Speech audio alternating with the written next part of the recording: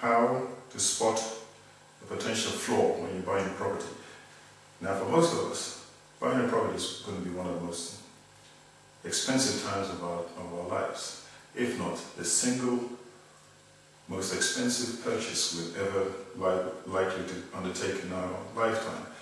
Now, there are certain tools that you're going to need in order to carry out your own survey, if you like. Now, what you have to remember is that estate agents don't work for you, you work for yourself. So think of number one. First of all, you need a torch. Spirit level. Now I'm going to come to this in a minute. This is a very vital tool. Or you can get a small one. A small one, bigger than small ones. Tape measure. And least of all, a screwdriver. That is very important.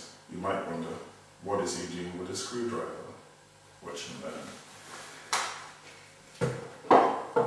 First thing you need to do is get your spirit level. When you go in for viewing, get your spirit level.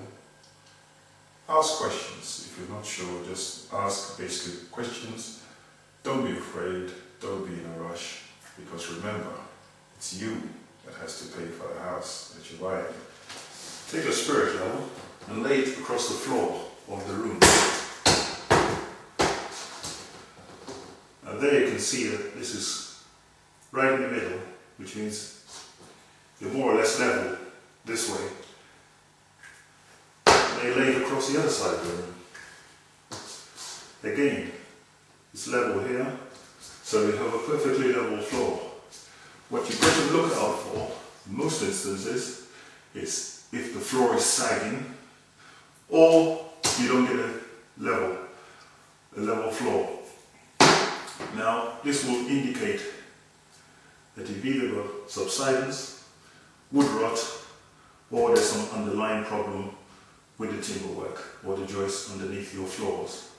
That's something you can't see if it's covered up, or if you've got laminate flooring or vinyl or carpets on top of the original wood, original floorboards.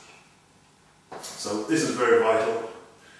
Make sure your floors are level, then you know that there is no problem underneath those floorboards. Okay?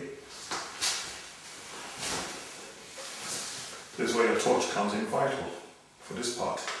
Now, get into the fuse box area. Make sure that you can actually see what's going on behind this fuse box.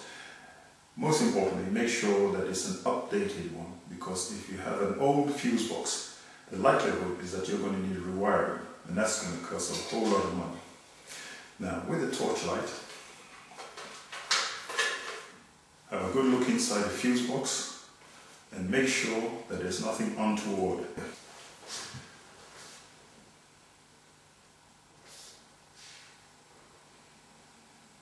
Now, I've had a good look around the fuse box area, and it seems perfectly fine here.